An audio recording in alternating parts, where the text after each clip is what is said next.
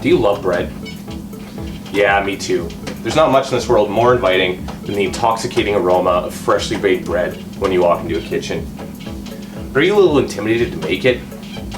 Well, you're not alone. I mean, with the mixing, the kneading, the proofing, the punching, the baking, it's a lot if you don't know what you're doing. Which is why I devised this super simple, super effortless, and delicious recipe for no-knead ciabatta bread.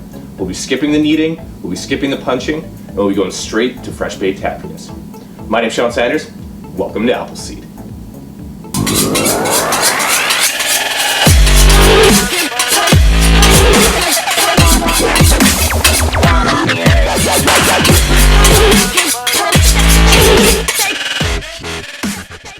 Not only is this recipe super simple and super delicious, with the addition of chia seeds, it's a little more nutritious than a standard loaf of bread would be.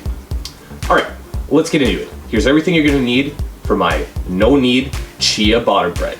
So here I've got some white unbleached bread flour, some whole wheat flour, water, filtered or unchlorinated if possible, some salt, black chia seeds, and traditional baker's yeast. So to get this recipe started, we'll take our water as close to body temperature as possible and add that.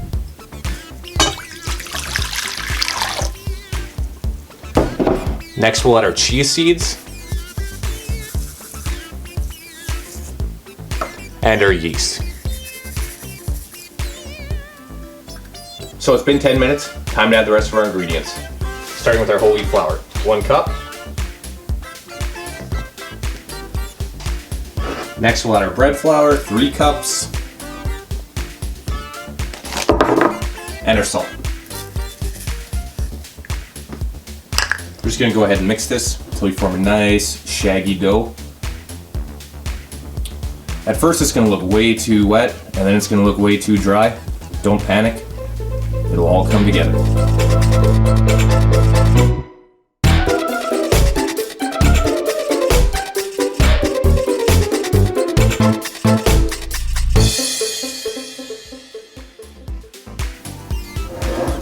So that's it.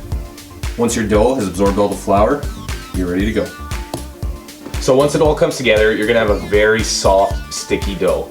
Don't worry, that's what we want. Now that you're done, you're gonna go ahead and transfer this into a clean bowl, cover it, and let it ferment at room temperature for no less than 18 hours, no more than 24. Hey, I said it was gonna be easy. I didn't say it was gonna be quick.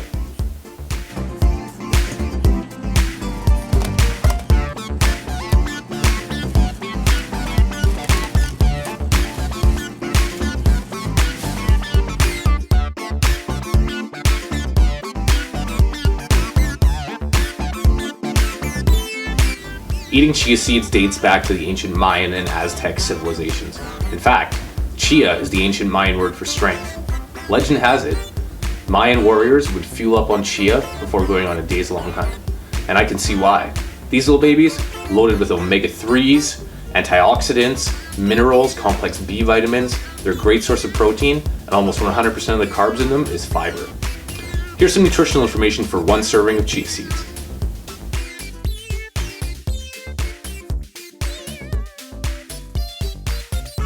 So it's the next day, it's been about 22 hours.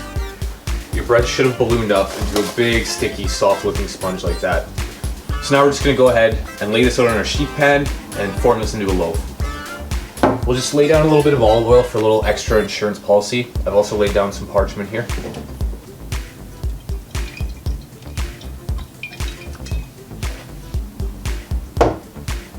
And now, with a wet hand, we'll just go ahead and scoop this right out of the bowl onto our tray here.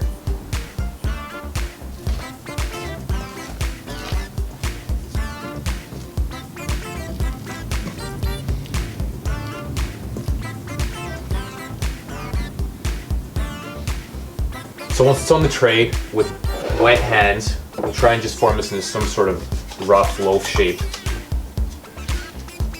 So we'll just try and fold the sides in somewhat as best we can.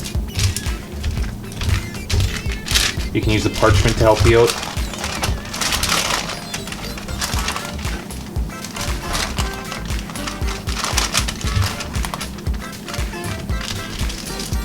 Looks kind of like a ciabatta. So once you're happy with your loaf shape, we'll just go ahead and loosely cover this with a lightly oiled piece of saran wrap.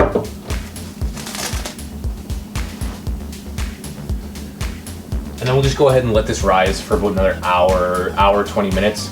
During the last 10 minutes of the rising, you can go ahead and preheat your oven to 425 degrees.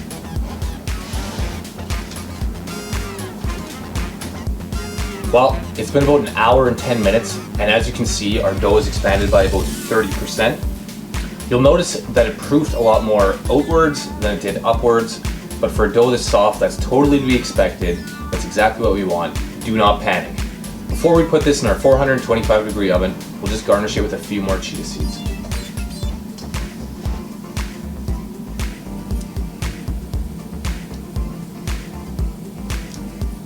So now this is ready to hit our oven. 425 degrees for 20 minutes. We'll get a nice spring, get it nice and tall, and then after 20 minutes we'll drop that to 375. That'll let it cook all the way through without getting too dark on the outside. All your waiting is finally paid off. You are now the proud owner of a beautiful, rustic, crusty loaf of ciabatta. I'll admit, it might not be the prettiest thing you've ever baked, but man, it'll be up there with the tastiest thing. As you can see, it's crusty, it's chewy, it's cavernous, it's everything you want out of a great ciabatta. You can make this into a sandwich, you can make it into garlic toast, you can just eat it as is. You can literally do with it whatever you want. You know, in today's busy world, I think there's one ingredient that's been lost by modern cooking, and that's time. And although this recipe takes time, a lot of it, I think the results speak for themselves. And I hope you take the time to make this recipe and share it with your loved ones, share it with your friends, share it on Facebook. If you like this recipe, you can find it in full on my Facebook page. And of course, like, share, subscribe.